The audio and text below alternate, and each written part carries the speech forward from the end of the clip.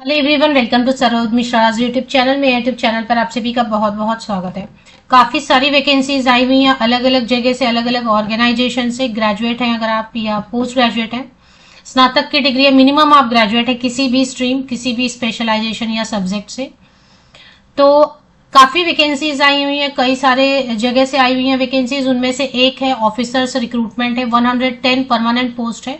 भारत सरकार के under organisation आ रही है, तो सेंट्रल गवर्नमेंट परमानेंट जॉब रहेगी, भारत सरकार की स्थायी नौकरी रहेगी। कोई भी ग्रेजुएट, मिनिमम तो एलिजिबिलिटी है कि ग्रेजुएशन होना चाहिए किसी भी विषय से, किसी भी सब्जेक्ट से। और इसमें स्पेशलाइजेशन अलग अलग भी है, तो स्पेशलाइजेशन में जो कैंडिडेट अप्लाई करना चाहते हैं वो उसमें कर सकते हैं, नहीं तो एनी ग्रेजुएट वाले पोस्ट भी अवेलेबल है। बहुत सारे कैंडिडेट को सबसे पहली चीज तो है कि फीस के लिए एग्जाम्प्ट कर दिया गया है, फीस देनी नहीं है, जैसे कि सभी SC candidate, ST candidate, PWD candidate और सभी महिलाओं के लिए। मतलब फीमेल कैंडिडेट किसी भी कैटेगरी के हैं, रिजर्व या अनरिजर्व कैटेगरी के, उनको फी एग्जाम्प्ट किया गया है, कोई भी फीस नहीं देनी है। तो फ्री ऑफ कॉस्ट आप अप्लाई कर सकते हैं। भारत सरकार की नौकरी रहेगी, स्थायी नौकरी रहेगी, सैलरी बहुत अच्छी दे रहे हैं। चलिए देख लेते हैं कहाँ से नोटिफिकेशन रिलीज हुई है और पूरी जो डिटेल है, कंप्लीट इन्फॉर्मेशन, मतलब सिलेक्शन कैसे होने वाली है, जिनको फीस देनी है उनको कितनी देनी, कितने स्टेजेस में सिलेक्शन क्राइटेरिया रखा गया, कितने स्टेजेस का, जॉब लोकेशन कहाँ कहाँ हो सकता है पॉसिबल, और ऐसे ही जो भी हाइलाइट्स हैं विज्ञापन के, एडवर्टीजमेंट के, वो सारी चीजें आपको वीडियो के एंड तक देखने को मिल जाएंगी। अप्लाई करने का पोर्टल कहाँ है, वेबसाइट, लिंक, सारी चीजें। तो आगे बढ़ते हैं। एडवर्टीजमेंट अगर बात करें तो बहुत ज्यादा लंबी नहीं है। बेसिक पे फिलहाल ये 50,925 रुपीज का ये बेसिक पे है, और इसके बाद ये बता रहे कि डीए, एचआरए, सीसीए एटसेट्रा मिला के फिलहाल 85,000 ऐसे देंगे, ये सारे डीए वगैरह मिला के। और इसके ऊपर प्लस फिर से और चीजें देंगे, प्लस और भी जो बेनिफिट्स हैं जो सभी ऑर्गेनाइजेशन में नहीं दिए जाते हैं। तो जैसे कि न्यूज़पेपर या इंटरनेट अलाउंस आपको दिया जाएगा। न्यू पेंशन स्कीम है, तो न्यू पेंशन स्कीम के तहत पेंशन आपको बाद में प्रोवाइड करेंगे रिटायरमेंट पे। लीव ट्रैवल सब्सिडी देंगे, मेडिकल बेनिफिट्स देंगे, हाउस फर्निशिंग अलाउंस तक देंगे, ये हाउस होल्ड हेल्प अलाउंस भी देंगे। सोडेक्सो पर्सनल एक्सीडेंट कवर देंगे, housing, vehicle and computer loans भी देंगे सब्सिडाइज्ड इंटरेस्ट पे। तो ये सारी चीजें मिलाते मिलाते अगर आप देखेंगे तो 1 लाख, तकरीबन 1 लाख अराउंड सैलरी, कम से कम 1,05,000 रुपए तक बनेगी। 1,05,000 तक कम से कम सैलरी, या 1 लाख तो बनने वाली है। तो चलिए अभी देखते हैं नोटिफिकेशन रिलीज कहां से हुई है, और अगर कोई बॉन्ड कंडीशन है या नहीं है, ये सारी चीजें। एज में रिलैक्सेशन मिल रही है। टोटल वैकेंसीज 110 है। Total advertisement number of pages 35 है, 35 पेजेस का है। तो इसमें देखेंगे आप, जनरल है, जनरल में लीगल है, जनरल में कोई भी ग्रेजुएट अप्लाई कर पाएंगे, लीगल, एचआर, इंजीनियरिंग है। इसके अलावा IT, actuary, insurance, medical, MBBS, finance, total 110 vacancies हैं। General insurance corporation of India, a government of India company, तो ये भारत सरकार के अधीन है, भारत सरकार के अंडर ये आता है, general insurance corporation of India. 4 दिसंबर को ही ये नोटिफिकेशन रिलीज हुई है। Recruitment of scale 1 officers, post का नाम है स्केल 1 ऑफिसर, या फिर असिस्टेंट मैनेजर के नाम से भी बुला रहे हैं, असिस्टेंट मैनेजर बुलाएं या स्केल 1 ऑफिसर। 100 टोटल पोस्ट है, 110 पोस्ट है। इसकी जो सबसे पहले जॉब लोकेशन होगी वो कहाँ होगी, और बाद में आपको ट्रांसफर करते रहेंगे तो वो कहाँ हो गया। इसका हेडक्वार्टर है मुंबई में, महाराष्ट्र में। तो मुंबई में पहली जो जॉब लोकेशन होगी सभी की, वो मुंबई ही रहेगी, और इसके बाद ऑल ओवर इंडिया इसके जहां भी यूनिट्स हैं वहां पर आपको ट्रांसफर देंगे, और अब्रॉड में भी इसके यूनिट्स हैं, तो अब्रॉड भी आपको जाने का मौका मिलेगा। और हेड ऑफिस मुंबई में। तो पहली जो पोस्टिंग है आपको शुरू में इनिशियली 3 साल या 5 साल आपको मुंबई में सर्व करना पड़ेगा, तो मुंबई में रहने का भी आपको मौका मिल रहा है।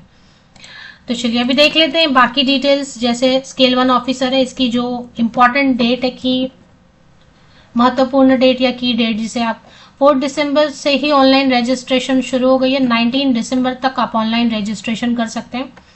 एग्जाम की डेट इन्होंने दे दी है। अगर आपको लग रहा है प्रिपरेशन हो सकता है, देखिए अभी एग्जाम का क्या रहता है, सभी एग्जाम में लगभग वही चीजें पूछते हैं, लॉजिक, रीजनिंग, करंट अफेयर, ये तो सबके लिए आप तैयार करते ही हैं। तो वो तैयारी आप हमेशा रखेंगे तो कोई भी एग्जाम का नोटिफिकेशन आता है तो उसको आप जरूर फॉर्म भर दें, क्योंकि एज लिमिट, एक सर्टेन एज लिमिट के बाद फिर कोई भी फॉर्म भरना पॉसिबल नहीं होता एज की वजह से। भले आपको नॉलेज बहुत हो जाती है बट सरकारी नौकरी नहीं मिल पाती, इसलिए जो भी तैयारी रखें उसके हिसाब से फॉर्म भरते रहें।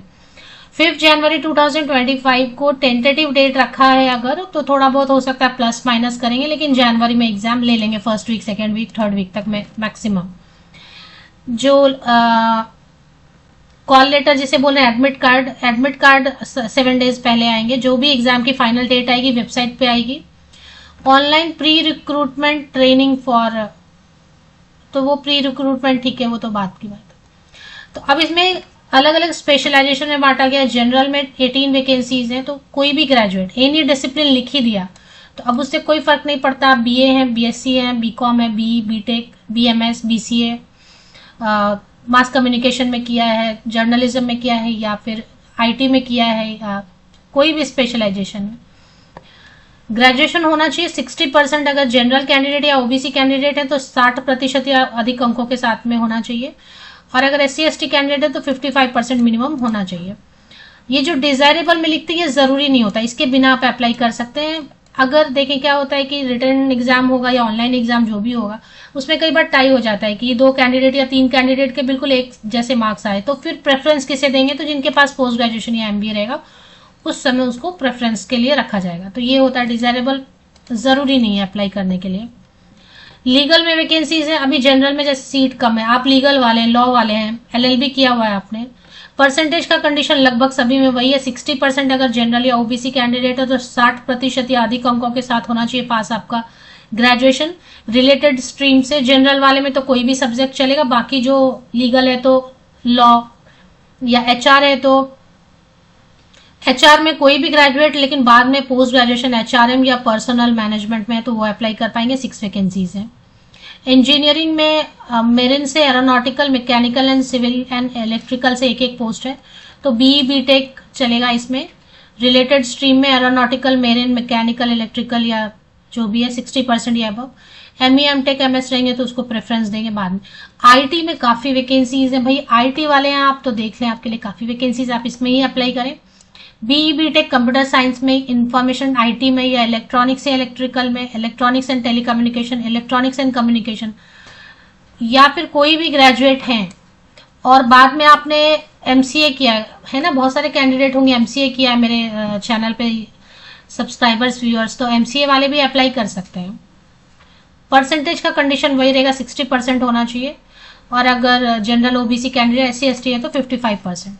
यहाँ पर जो भी डिजायरेबल में लिखा है ये जरूरी नहीं होता है, ये तब यूज करते हैं जब उनको टाई वगैरह का केस होता है।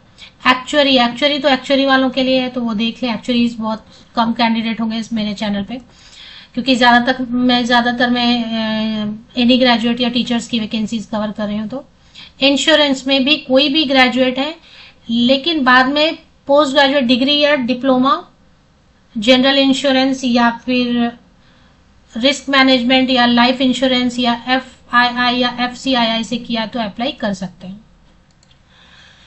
तो इसी तरीके से इंश्योरेंस है, इंश्योरेंस वाले देख लें। मेडिकल से तो एमबीबीएस वाले देख लेंगे। फिनांस है तो बीकॉम वाले कैंडिडेट अप्लाई कर सकते हैं। फिनांस में फिनांस लिखा है लेकिन बीकॉम वाले कैंडिडेट बिल्कुल अप्लाई कर सकते हैं।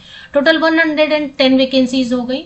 अब इसमें सैलरी मैंने आपको पहले ही, सबसे पहले शुरू में ही सैलरी आपको मैंने बता दी है, तो जिन्होंने स्किप कर दिया वीडियो वो पीछे चले जाए, तो सैलरी की पूरी डिटेल है। फीस की डिटेल देखेंगे, सिलेक्शन क्राइटेरिया देखेंगे।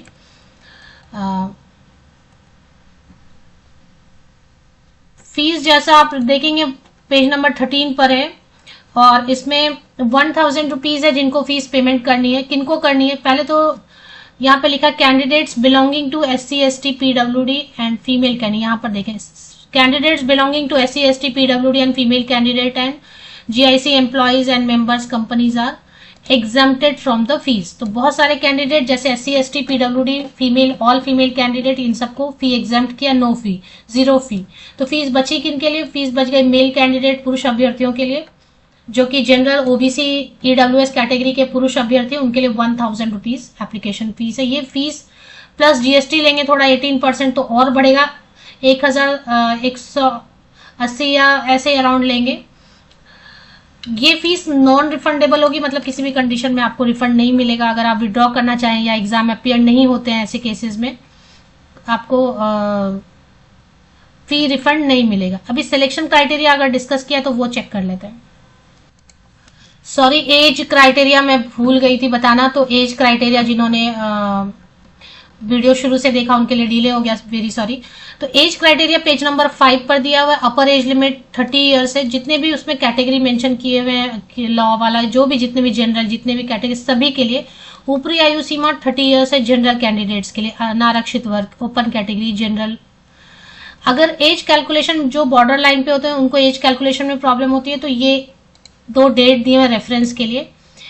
इस डेट के बीच या इस डेट पर या इस डेट के बीच कहीं भी डेट ऑफ बर्थ है तो आप एलिजिबल है एज वाइज अनरिजर्व कैटेगरी के। अगर आप SC/ST कैंडिडेट हैं तो 5 साल जोड़ लें, ऐड कर लें, मतलब 35 ईयर्स अपर एज लिमिट है। अगर OBC कैंडिडेट है तो 33 ईयर्स अपर एज लिमिट है। PWD कैंडिडेट है तो 40 ईयर्स एज लिमिट है। और इसी तरीके से अगर फीमेल कैंडिडेट सबको नहीं मिल रही है एज में रिलैक्सेशन, लेकिन ऐसी महिलाएं जो विडो हैं या डाइवर्स्ड विमेन है या women legally separated and not remarried, उनको 9 ईयर्स की छूट मिल रही है, मतलब 39 ईयर्स अपर एज लिमिट रहेगी ऐसी महिलाओं के लिए, जो कि कैटेगरी यहाँ पर मेंशन की गई है। सभी फीमेल कैंडिडेट को एज में रिलैक्सेशन नहीं है। तो ये हो गया। अभी सिलेक्शन क्राइटेरिया देख लेते हैं। और सर्विस कंडीशन, पहले मुंबई पोस्टिंग होगी, बाद में However, the initial posting will be in its corporate office in Mumbai only, और बाद में फिर जो है वो कहीं पर भी आपको, जहां पर भी यूनिट होंगे अब्रॉड में या कहीं पे भी अपने देश में। इसमें सिलेक्शन क्राइटेरिया में बता रहे हैं कि पहले तो ऑनलाइन टेस्ट होगा, फिर ग्रुप डिस्कशन होगा, फिर इंटरव्यू होगा। और ये मेडिकल एग्जामिनेशन जो लिखते हैं वो ऐसे मतलब जस्ट अ फॉर्मेलिटी रहता है कि फिटनेस है कि नहीं। तो ऑनलाइन टेस्ट होगा, ग्रुप डिस्कशन और इंटरव्यू भी होगा, सेपरेट इंटरव्यू भी होगा और मेडिकल फिटनेस के लिए। तो total marks for online test, GD and interview will be 200। अब इसमें सेंटर का जो रिटन टेस्ट का सेंटर है वो ऑल ओवर इंडिया बनाए गए सेंटर्स पेज नंबर 7 पे आप चेक कर लें। सभी स्टेट में कम से कम एक सेंटर जरूर बनाए गए हैं, 1 सेंटर तो जरूर है। तो अगर सभी स्टेट में नहीं है तो ज्यादातर स्टेट में है, तो आपको सेंटर का प्रॉब्लम नहीं आएगा। ऑनलाइन एग्जामिनेशन में क्या करेंगे, क्या पूछने वाले, पार्ट ए रहेगा, पार्ट ए में ऑब्जेक्टिव रहेगा और पार्ट बी रहेगा। तो वही रहता है general awareness, numerical ability, English language में एसे, प्रेसिस, कंप्रिहेंशन, वो पार्ट सी में लिखना रहेगा आपको। पार्ट सी में लिखना रहेगा, बाकी पार्ट ए पार्ट बी जो है objective, part A objective, part B objective, ये सब चीजें रहेंगी। और पार्ट सी में डिस्क्रिप्टिव वो इंग्लिश लिखना रहेगा, क्योंकि ऑफिसर पोस्ट रहता है तो आप कम्युनिकेट कर पा रहे हैं कि नहीं इंग्लिश में प्रॉपर वगैरह, इसके लिए। और अलग अलग स्पेशलाइजेशन का वैसे ही दिया। मिनिमम क्वालिफाइंग मार्क्स रखा है 60% रखा है जनरल OBC के लिए, 50% SC/ST कैंडिडेट्स के लिए। उसके बाद ग्रुप डिस्कशन वगैरह। अब इसमें ऑनलाइन एग्जामिनेशन ही होती है मोस्टली, और नेगेटिव मार्किंग मेंशन किया नहीं है। 1/4, हाँ नेगेटिव मार्किंग है, यस नेगेटिव मार्किंग है। तो आपको जितने क्वेश्चन आएंगे वही अटेम्प्ट करना है, आपको तुक्के नहीं लगाने। 1/4, 1/4 मार्क कटेगा, मतलब अगर 1 मार्क का क्वेश्चन है तो 4 रॉन्ग आंसर्स पे 1 मार्क आपका डिडक्ट हो जाएगा। तो इस तरीके से, बाकी वीडियो काफी लंबी हो गई तो अभी यहाँ पर मैं खत्म कर देती हूँ। GIC की ऑफिशियल वेबसाइट पर आपको जाना है। एडवर्टीजमेंट कहाँ मिलेगी, ये मुझे विकिपीडिया से नहीं मिला लिंक, एक बार वेरीफाई कर ले। विकिपीडिया पे कोई और लिंक दिया, और मोस्टली मैं विकिपीडिया से लिंक लेती हूँ, तो ये मैंने डायरेक्टली गूगल से लिया। क्योंकि तो अब इसे पीपल रिसोर्सेज करके एक यहाँ पर आप देखेंगे पीपल रिसोर्सेज है, डायरेक्ट करियर सेक्शन अलग से नहीं दिखाई दे रहा है। पीपल रिसोर्सेज पे आपको एक बार क्लिक कर लेना, एक बार क्लिक कर लेते हैं और इसके बाद फिर यहाँ पे करियर्स दिखाई देगा। तो करियर्स पे आप क्लिक कर लेते हैं तो करियर वाला पेज जो है ना ओपन हो रहा है। तो करियर वाले पेज पे फिलहाल जो है रजिस्ट्रेशन लिंक आ चुके हैं, ऑनलाइन एप्लीकेशन एक ही है फिलहाल। रिक्रूटमेंट ऑफ असिस्टेंट मैनेजर या scale 1 officer and detail advertisement and recruitment of assistant manager registration link. तो जब आप अच्छे से पढ़ लें तो इसके बाद अप्लाई करना चाहें तो इससे अप्लाई कर सकते हैं। ऑफिशियल वेबसाइट के लिंक के लिए एक बार गूगल पे चेक वेरीफाई कर लें। लिंक मैंने वीडियो के इसी यूट्यूब वीडियो के डिस्क्रिप्शन बॉक्स में लिंक प्रोवाइड कर दिया है। फिर भी एक बार अप्लाई करने के पहले वेरीफाई जरूर कर लें 2-4 सोर्सेज से।